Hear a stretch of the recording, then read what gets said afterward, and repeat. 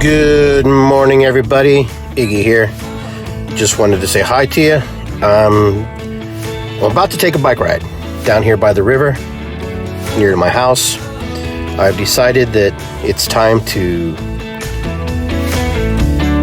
just kind of get back on the wagon of working out again. I've been working out, but I want to document some of the things that I'm doing, like I was earlier in the beginning of the year. It helps motivate me personally, and I hope it helps motivate others in their quest to get and to do better for themselves. And right now, I know we're living in a time of uncertainty, but life's uncertain, period. So everything happens in life for a reason, and right now our generation gets to experience some unique, fascinating things, so here we are. So anyways, I decided that I'm going to take a bike ride and work on some things and get myself in shape. I've already started. I can already feel parts of my body like getting tighter and getting more stronger.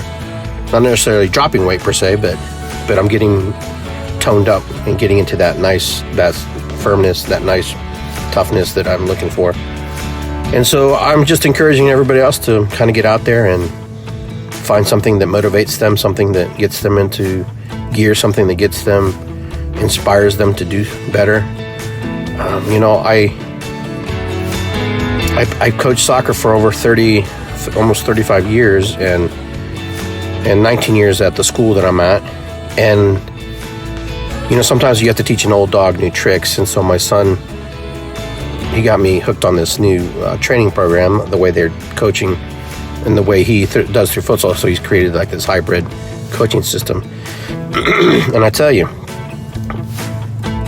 in practice, you work hard, you're going through it, and the kids sometimes don't understand what we're doing, but they trust, and just enough because they're teenagers. So, and last night we played a very good team last night.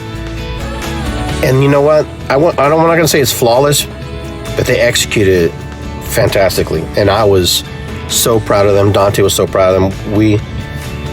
After the game, we just said, do you see and do you recognize what we've been working on? They're all, like, oh my God, yeah. It was just like, it made sense. Sometimes you have to work on things and work on yourself and work through life and get through things and work on aspects of things that sometimes we're not comfortable with, and sometimes it makes us uncomfortable. And so here we are in life. We're uncomfortable. We're working through things and things are happening. And then all of a sudden, when the time shows itself and presents itself, it all makes sense. It shows its face, and you go, I get it now.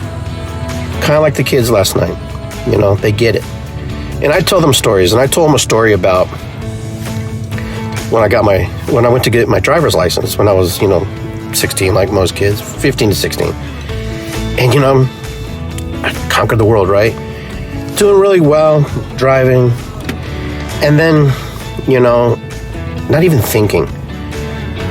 I go through everything, and then all of a sudden, the test's over. I do the parallel, and then the instructor or whoever goes with you, the deputy, hands you a paper, and you failed. And you're going, I failed, and you're thinking, I did everything right. I did this, I did that. And then I said, so what did I do wrong? And it was on the paper. He goes, well, you ran over all those cars. And I'm going, I ran over all those cars. And I was like, which cars? He goes, remember when you went through the parking lot and you drove through you drove all over all the lines to get to the parallel parking exam part? He goes, in theory, those are all cars parked in those spaces. In violation, you weren't in your lanes. And so I was thinking, oh my gosh, yes, that's true. I didn't do that. Of course, I came back next time and I passed it, knowing that fact, and I already did the parallel, so I had to drive. The crazy thing was, I didn't realize it then. And I asked the kids, this is the day before our game, I said, so what's the moral of that story? And they go, well, the moral of that story, Coach, is that the small details sometimes are important. You overlook the details. You just assume that this is the way. And, I was really proud of them because they kind of figured out the story I was trying to tell them, that even in this drill we're doing, you have to do it right. You have to do it in a way that it presents itself and it shows itself. So when you get on the big pitch, it translates. When we're in these small little areas, it translates. And when it translates, then all of a sudden, they get it, and they got it yesterday. And so their eyes were like so big. It was like, and we were smaller than this other team. So I was really excited for them. I was like totally just stoked for their success, because we remind these kids when we coach them that this is like a job. It could be a fun game or whatever, and we're enjoying it, but this is a stepping stone for you to learn. So when you get into the world of business, or the world of employment, the world of whatever, this is your stepping stones. How you perform and how you act and how you perceive yourself and how you perceive others in these environments of working together in collaboration, okay, really will display itself how you present yourself into the world.